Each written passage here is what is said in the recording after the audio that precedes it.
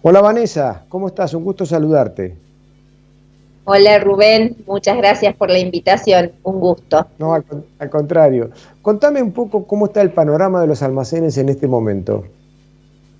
Bueno, un panorama delicado, un contexto bastante difícil. Ya esta pandemia, la COVID nos encontró débiles, no veníamos con buenos números y la fortaleza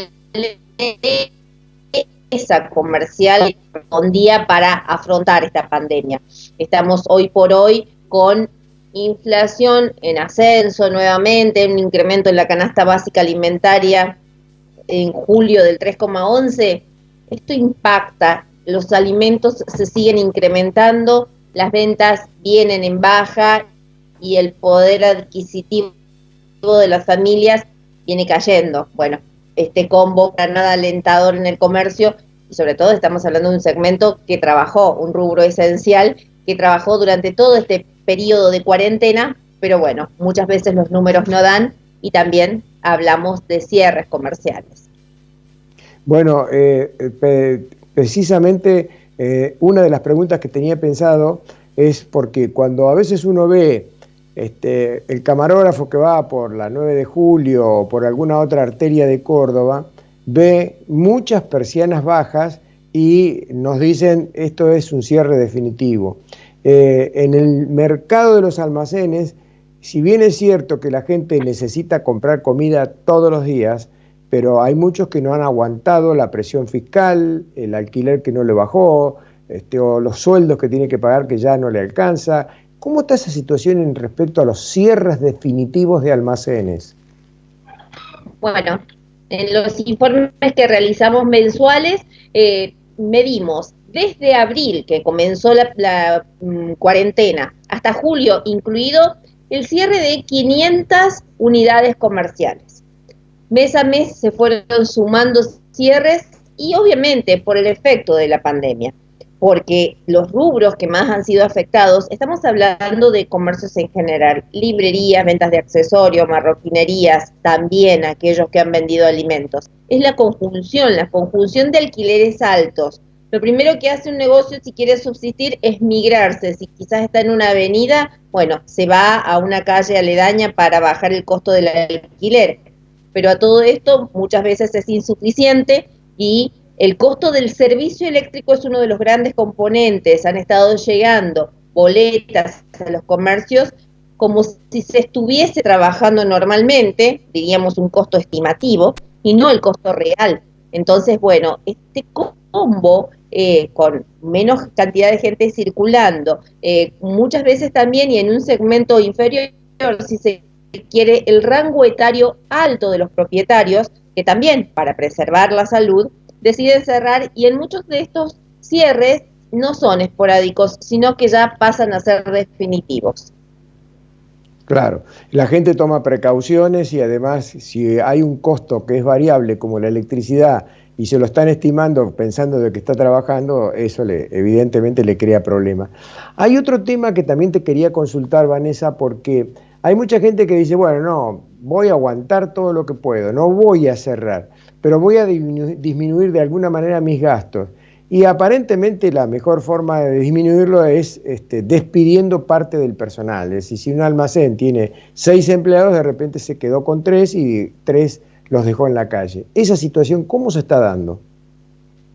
Bueno, también, generalmente cuando hablamos de los comercios de barrio, es alguien que ayudaba extra o hacía media jornada o en los horarios donde más concentración y ayuda necesitaba. Lamentablemente también se replica en todo lo que es el comercio minorista. Tener que escindir de algún empleado porque este recorte de costos, bueno, llega a todos lados y las fuentes laborales que se van perdiendo. El comercio es el gran traccionador y generador de fuentes laborales, porque bueno, trabaja, está inserto en todos los barrios, pero bueno, esta crisis que está llegando está afectando directamente, golpea directamente al empleo, a ese muchacho que se acercaba, a ese delivery, a esa ama de casa que estaba cerca de un comercio, y aunque sea media, todos esos impuestos que generaba extra el comercio minorista, bueno, están prácticamente recortados. Hoy por hoy el comerciante se está ayudando de la propia familia para poder achicar estos costos que está teniendo y bueno, y así continuar al menos un tiempo más para ver si esto mejora y que de a poco, muy lentamente, se comience a recuperar. Claro. Ahora, en una economía de mercado, sabemos que hay un mercado de consumo que puede oscilar un poco, de consumir un poco más o un poco menos, pero el consumo siempre está. Y por el otro lado está el mercado de oferta, que produce bienes y servicios, que encuentra su oportunidad cuando el competidor baja un poco la guardia y él puede meterse un poco más en el mercado.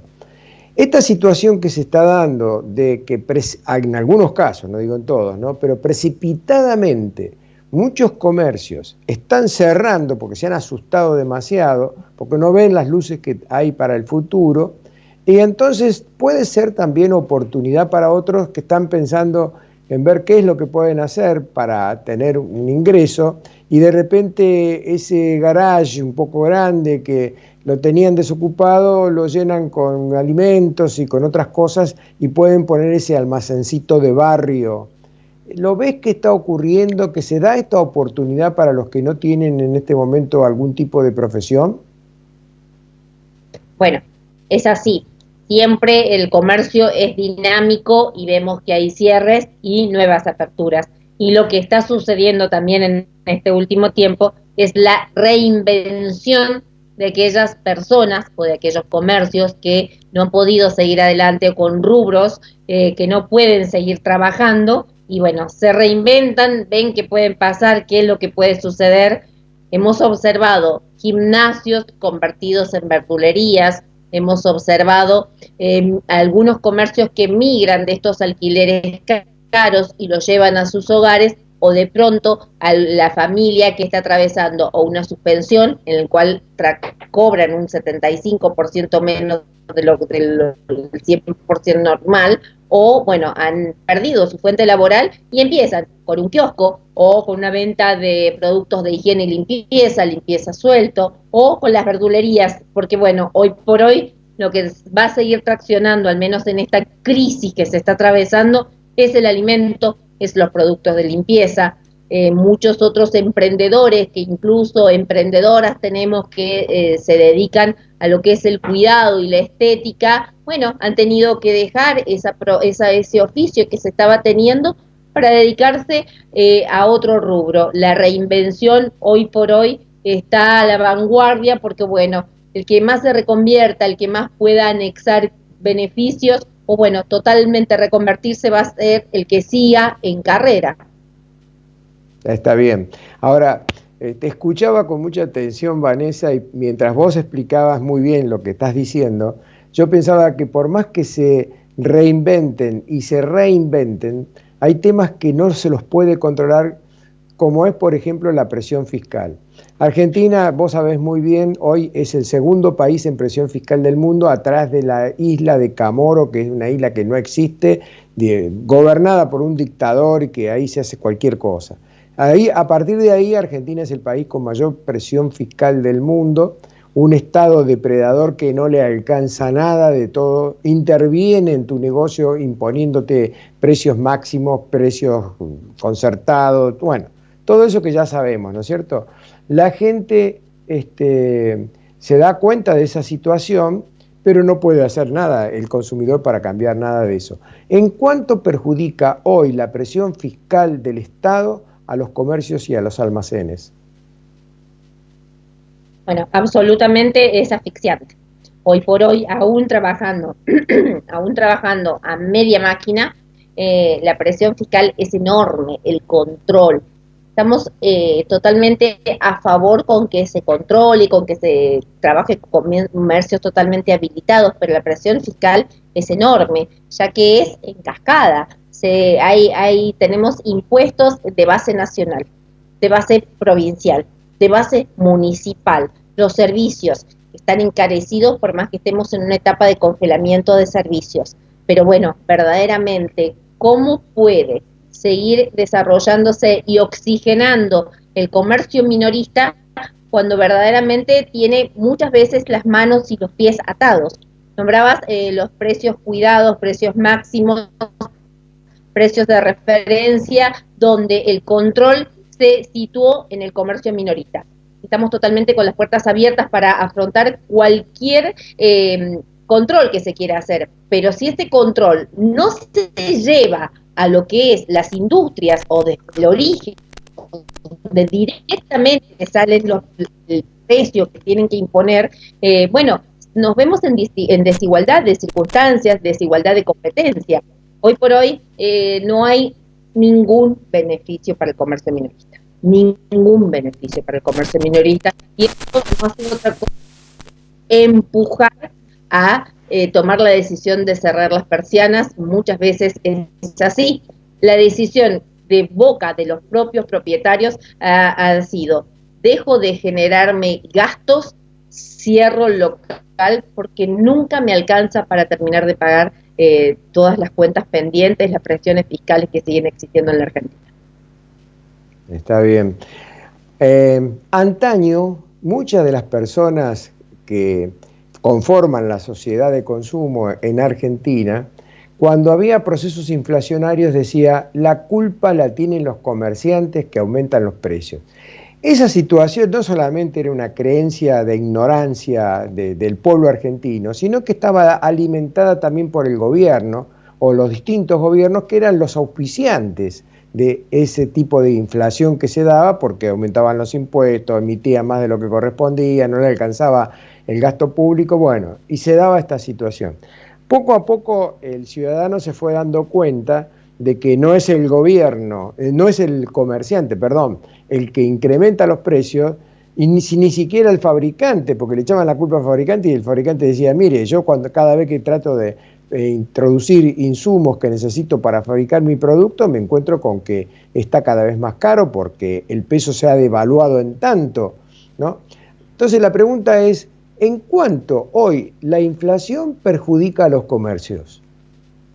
Bueno, los perjudica totalmente. Si vemos, estamos con una anual de inflación del 44%. Esto perjudica. ¿En qué? Cuando uno habla de esto, de que los comerciantes van perdiendo stock disponible, el stock que siempre ha sido el refugiarse en sus stocks, hoy prácticamente no lo pueden hacer.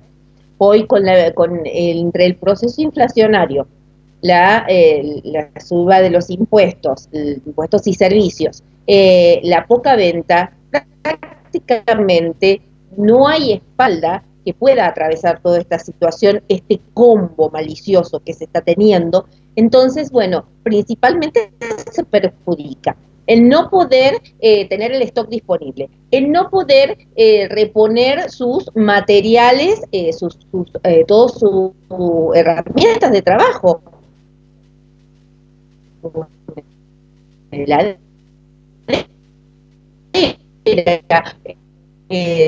Una falta, un golpe Vanessa, bastante profundo Vanessa, la inflación. Vanessa, ¿me escuchás? ¿Sí? ¿Me escuchás, Vanessa? ¿Me escuchás bien? Sí. Te pido por favor que las últimas dos frases que dijiste las repitas, porque se te cortó constantemente la transmisión y no se entendió nada. Repetilas, por favor. Estabas hablando del problema que crea la inflación.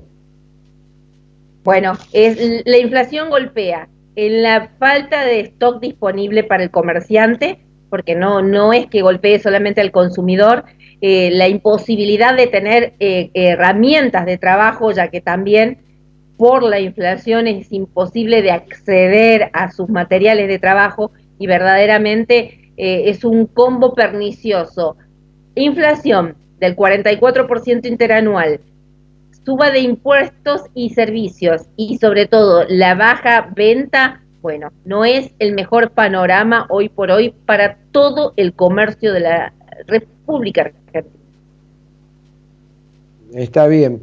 A eso que estás diciendo yo le agregaría la permanente intervención del Estado en el negocio de los particulares, con regulaciones, con leyes que tratan de establecer controles más estrictos, precios controlados, precios, bueno, hay todo tipo de adjetivo puesto a los precios en este momento. ¿En cuánto dañas el Estado a los comerciantes con este control excesivo y esta intromisión excesiva que tienen los comercios? Bueno, principalmente daña la imagen del comercio minorista, porque lo primero que sale el gobierno a decir es: vamos a controlar el comercio de barrio, al comercio minorista, aquel que está siendo perjudicado a las familias. Verdaderamente no lo es. Se ha dejado de controlar al comercio, al mercado, supermercados, a los mayoristas y sobre todo a las fábricas, a donde se generan los costos. Esto tiene un gran perjuicio, ya que no estamos en igualdad de circunstancias, no estamos, es anticonstitucional, porque no estamos en igualdad de derechos. No, el comercio minorista ha sufrido dentro del último tiempo, sobre todo los últimos años, una persecución y un cambio de imagen al decir, bueno, vamos a controlar ahí porque es va ahí donde se están generando la formación de precios. Hoy por hoy, ¿qué puede hacer un comercio minorista cuando, por ejemplo, desde las mismas usinas lácteas les están llegando precios actualizados, quitas de bonificaciones, incrementos constantes? Lamentablemente nada, no tiene poder de negociación, y a veces hay beneficios que llegan a otros canales de distribución o de comercialización y no al comercio minorista. Realmente, para que se pueda seguir trabajando, para que se puedan generar fuentes laborales, bueno, hay que hacer toda una reestructuración, una difícil crisis y de este difícil contexto, como para que no quede el tendal de comercio cerrado. Claro. Última pregunta, Vanessa, porque nos queda un minuto nada más y te pido la extensión de ese tiempo en la respuesta. Antaño había grandes fábricas en la Argentina que imponían condiciones extremas a los comerciantes. Es decir, bueno, si este producto te interesa, tenés que pagar un 50% anticipado, por ejemplo. Había muchas exigencias porque había un mercado generoso que compraba todo. ¿Actualmente la situación es igual o los fabricantes se han adecuado y están mejor relacionados con los almaceneros? Bueno, primeramente quedaron pocos fabricantes, han quedado en esta Argentina muy pocos abastecedores de alimentos. Podemos decir que se ha entrado en un monopolio de alimentos. Poquísimas empresas tienen la primera, segunda, tercera y cuarta marca. Entonces, prácticamente, hoy por hoy, el comercio minorista no tiene poder de negociación, no tiene poder de elección. Prácticamente, si uno no trabaja bajo los requerimientos que ellos imponen, tiene que cambiar de proveedor. Obviamente localmente en Córdoba hay una fuerte estructura de producción y a veces nos da el oxígeno de poder elegir a esas empresas, pero en otras empresas donde no encontramos otros proveedores, bueno, el monopolio es grande y bueno, ya ellos directamente dictaminan reglas en las cuales a veces, si uno no participa, no tiene ese producto.